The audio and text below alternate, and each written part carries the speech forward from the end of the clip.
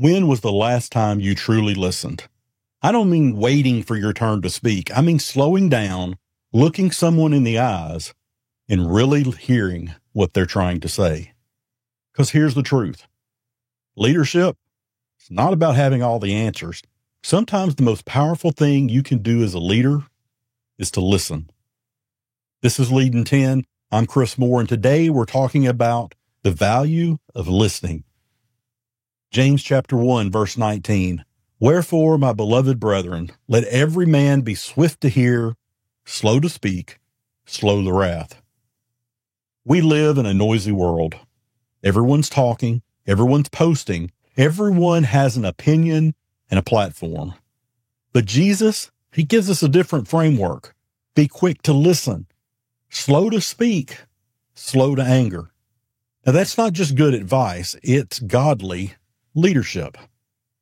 Let's be honest. Most of us are better at talking than listening, especially when we're in a leadership position. It's really something that is required many times for us as leaders, is to be able to speak, to talk, to communicate.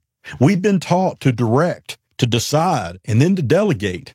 But if you skip the listening step, you're leading with assumptions instead of true understanding, and that's a dangerous path.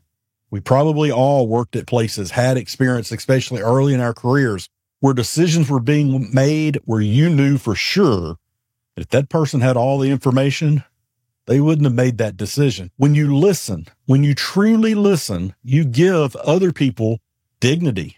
You show them they matter. You show them that they're seen, heard, and valued. Even if you don't make the choice that they recommended, they know that you truly listened. And let me say it another way. Listening is one of the most honoring things that you can do to someone. And if you want to lead people well, you have to start by hearing them well. This passage in James isn't just a personal communication tip. It's a leadership posture. Swift to hear means you come into the conversation curious, not controlling. Your goal is to understand, not just to be understood. Slow to speak means you're not rushing in with a solution before you even know what the real problem is.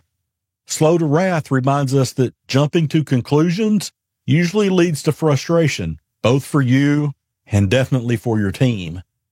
So what does this say about us? It says we're often in a hurry. I'm as guilty of this as anyone else. We're in a hurry to fix. We're in a hurry to respond. We also, many times, are just in a hurry to prove we're right. We can ignore the facts just to say that we're right. And we're in that hurry. We miss the people that are around us, the people that are trying to serve us, serve their position, and do what's right in their role. We overlook what they're really saying. We solve symptoms instead of the root issues of problems. So what does this passage say about God? First, it says he's a God who listens. He hears our prayers. He sees our hearts. You know, it's interesting that God invites us and tells us to talk to him, to ask us, to pray to him, to have a conversation. And yet he knows all. He can will all into existence. He knows what's going to happen. And yes, we see in the Bible where he takes an active part based on people's prayers. He sees us. He invites us to reflect that same kind of patient attention. And he invites us to reflect that same kind of patient, attentive leadership with others. Think about Jesus for a moment. When the woman at the well approached him in John chapter 4, he didn't start with a lecture. He asked some questions. He listened to her story, a story he already knew, and responded with compassion and truth. That's leadership that transforms, not through dominance, but through presence. Your presence, fully engaged, fully attentive, is often more impactful than any plan that you can put into place. So what does this mean for you as a leader? It means you need to slow down in order to speed up. Let me explain. When you take time to truly understand your team, your spouse, your clients, or your kids, you build trust, and you start to uncover your own blind spots.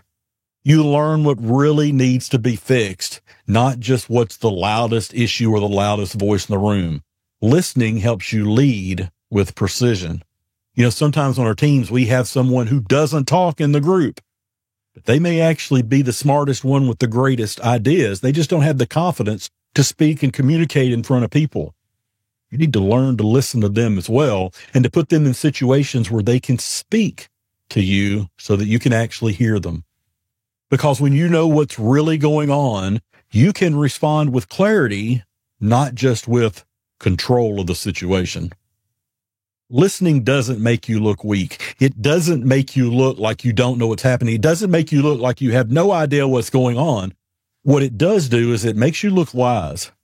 It makes you slow down. It makes you look like you really care about the people around you, and we should. It doesn't really slow down your leadership. It strengthens it.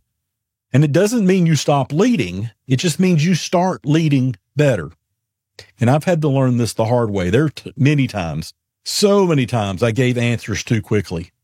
I made assumptions about situations that cost me credibility with the people who knew better. I responded before I really received. And in those moments, I lost trust. Not because I meant to, because I didn't pause to listen. If I could encourage you with anything today, it'd be this. Slow down. Look up. Listen. God might be speaking to you through the very voices that you're rushing to get past. So here's your challenge. In your next conversation, practice listening. Don't jump in with advice.